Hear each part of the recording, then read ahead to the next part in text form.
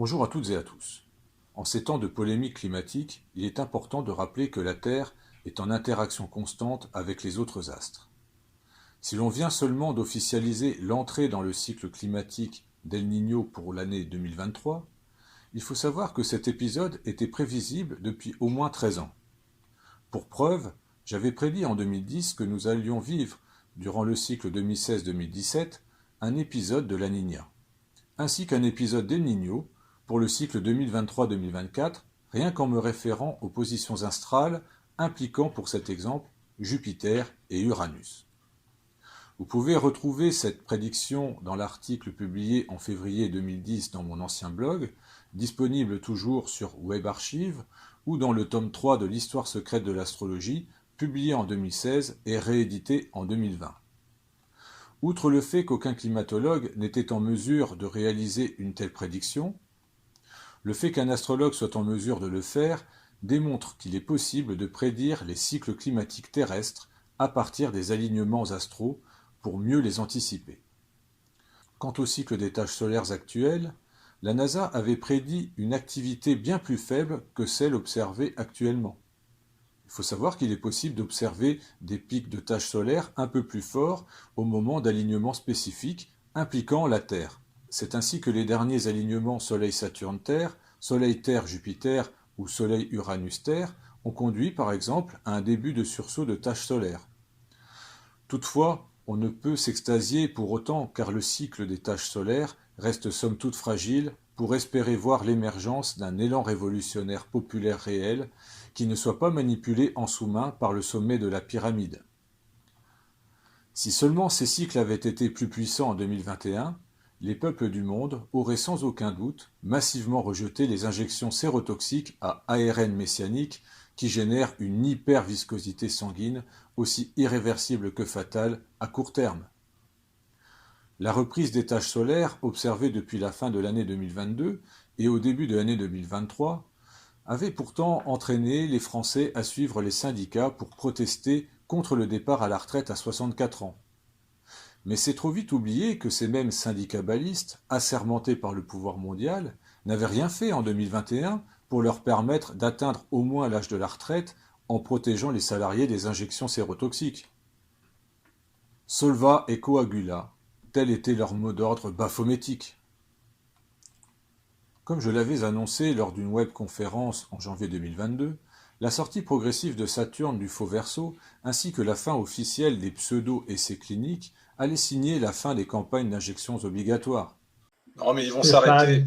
Ils vont s'arrêter mécaniquement. En fait, leur stratégie, c'est simple, c'est d'arrêter avant la fin de la phase 3 des essais cliniques. C'est-à-dire que pour Moderna, c'est le 27 octobre 2022.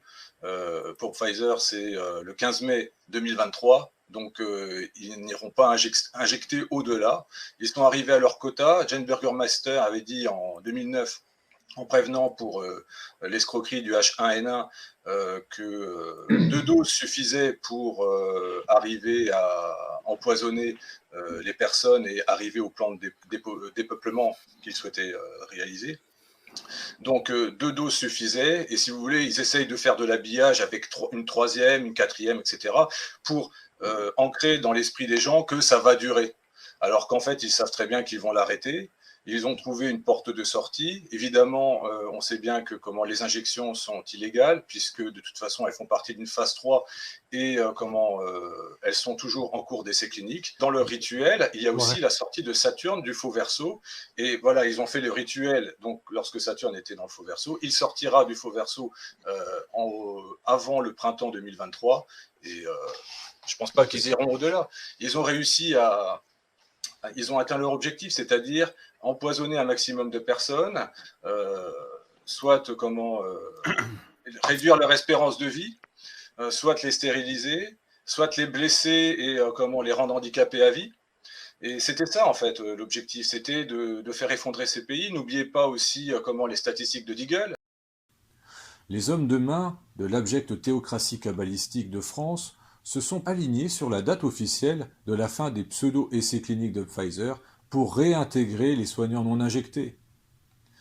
Alors que la science exige qu'il soit nécessaire d'attendre une dizaine d'années au moins pour valider l'innocuité d'un vaccin, les médias assermentés se permettent d'accuser ceux qui ont refusé de se faire injecter un produit officiellement créé en moins de 10 mois d'être des anti-sciences. Il s'agit une fois de plus d'une abjecte inversion accusatoire puisqu'aucun pro-science digne de ce nom n'accepte de se faire injecter un produit n'ayant pas respecté les étapes scientifiques sur la longue durée. Il faut bien reconnaître que ce sont toujours les personnes qui vous demandent de croire en la science qui s'adonnent à la superstition, à l'image du patron de Pfizer qui exhibe sur son étagère le fameux œil grec très prisé par les kabbalistes. Quant à la prise de conscience de la dimension sacrificielle du timing saisonnologique pour mettre en œuvre ces injections destinées à réduire drastiquement l'espérance de vie d'environ 70% de l'humanité, elle ne pourra se faire que lorsque les peuples ne réfuteront plus que leurs leaders, qui les incitent pourtant à faire confiance en la science, puissent eux-mêmes s'adonner à des pratiques irrationnelles ainsi qu'à des croyances superstitieuses dignes de l'Antiquité ou du Moyen Âge. Citons par exemple la conjonction Saturne-Jupiter en faux Verseau, les conjonctions luniplanétaires, les nouvelles lunes sacrificielles, comme pour la réunion du groupe Bilderberg à Lisbonne et celle du G7 à Hiroshima, la promotion de la pseudo-nouvelle ère du Verseau, ou encore l'entrée du Soleil dans le faux Scorpion pour mettre en place l'euro numérique, etc., etc. Au sujet des injections, il faut bien reconnaître que les membres de la secte au pouvoir ont raison de dire qu'il n'y a aucun effet secondaire. En effet, pour les multimilliardaires à l'initiative de ces campagnes d'injection, il n'y a qu'un seul effet primaire, à savoir celui de sauver la planète, ou plutôt leur planète et leur système.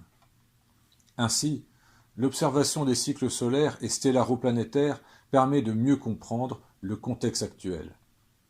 L'écoute et la prise en compte des conseils des vrais astrologues dès l'année 2020 auraient sans doute permis d'éviter le désastre sanitaire annoncé pour cette décennie. Le cycle astral 2020-2021 était tellement mauvais qu'il était pourtant impossible de ne pas prédire l'avènement d'un empoisonnement rituel mondial.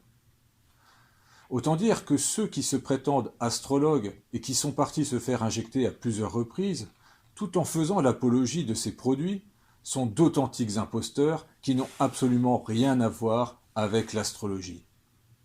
À travers cet acte, ils ont fait la démonstration de leur totale inaptitude dans la lecture des cartes du ciel. Si vous en connaissez, il est on ne peut plus préférable de ne jamais prendre conseil auprès d'eux et de les éviter. Soyez humains éveillés.